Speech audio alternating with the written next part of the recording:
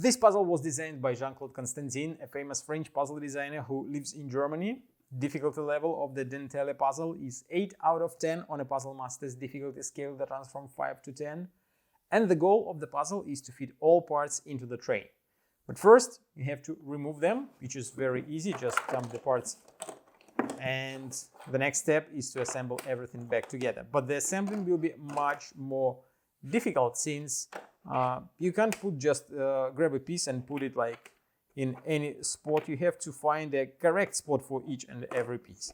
Since you can easily put some of the parts inside the frame, but once you put most of the parts, you will find that there is not enough space for one or two pieces, and you have to start over. Like sometimes even it is hard to find a correct spot since this piece doesn't fit here. You have to put it in somehow different way, like only like this, but then there is a tiny gap between parts which didn't exist before. So you have to find the only correct spot for each and every piece, and then you will be able to solve the puzzle. Quite a challenging one and quite a good looking puzzle.